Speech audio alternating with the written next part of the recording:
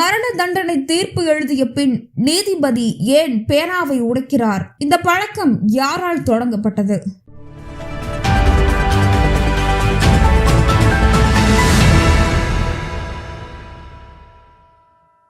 பல திரைப்படங்களில் நாம் நீதிமன்ற காட்சிகளை பார்த்திருப்போம். இந்த நீதிமன்ற காட்சிகளில் யாருக்கேனும் மரண தண்டனை விதிக்கப்பட்டால் தீர்ப்பு எழுதும் நீதிபதி அவர் தீர்ப்பு எழுதிய பேனாவை உடைப்பதை நாம் பார்த்திருப்போம்.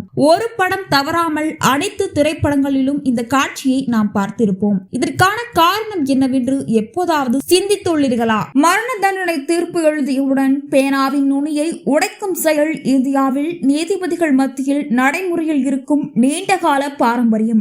இந்த நடைமுறை பல அர்த்தங்கள் மற்றும் வரலாற்று தொடர்புகளை கொண்டுள்ளது. இது மரண தண்டனையுடன் தொடர்புடைய பொறுப்பை பற்றிய ஆழமான பார்வையை வழங்குகிறது. இந்த பாரம்பரிய நடைமுறையின் தோற்றம், அதன் முக்கியத்துவம் மற்றும் சமகால இந்திய நீதித்துறை நடைமுறைகள் அதன் நிலையை பற்றி இந்த பதிவில் பார்க்கலாம். இந்த பாரம்பரியம் எங்கிருந்து தொடங்கியது?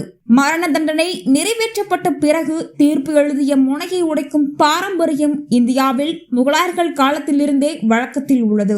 இந்த காலகட்டத்தில் தான் முகலாய பேரரசர் மரண தண்டனையில் கையெழுத்திட பயன்படுத்திய எழுதுகோலை உடைப்பார். இந்த நடைமுறை ஆங்கிலேயர்களின் ஆட்சி நடைபெற்ற போதும் இந்தியாவில் பிரிட்டிஷ் நீதிபதிகளால் ஏற்றுக்கொள்ளப்பட்டது மற்றும் இந்தியா சுதந்திரம் பெற்ற பிறகும் இது தொடர்ந்தது. பேனா முனையை உடைப்பதற்கு பின்னால் உள்ள அர்த்தங்கள், மரண தண்டனையை நிறைவேற்றிய பேனா முனையை உடைக்கும் செயல் குறிப்பிடத்தக்க அடையாளத்தை கொண்டுள்ளது.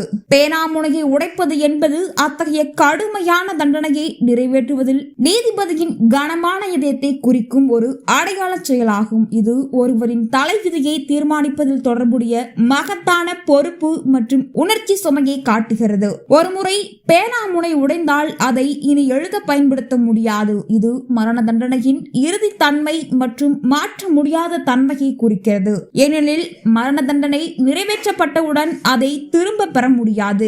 இன்றும் கடைபிடிக்கப்படும் பாரம்பரியம் பேனா முனையை உடைக்கும் பாரம்பரியம் சிலருக்கு தொன்மையானதாக தோன்றினாலும் இந்தியாவில் சில நீதிபதிகள் தங்கள் கடமையின் புனிதத்தன்மை மற்றும் பொறுப்பை நினைவூட்டுவதற்காக இது தொடர்ந்து நடைமுறைப்படுத்தப்படுகிறது. மற்றொரு மனிதனின் தலைவிதியை தீர்மானிக்க வேண்டியவர்களால் சுமக்கப்படும் உணர்ச்சி மற்றும் நியாய உணர்வின் கடுமையான அடையாளமாக இது செயல்படுகிறது.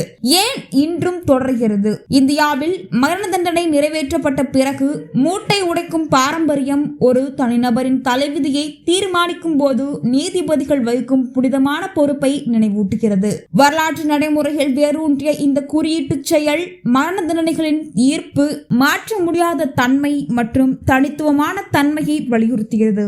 எனவேதான் சமகால நீதித்துறையிலும் இது நடைமுறையில் தொடர்கிறது.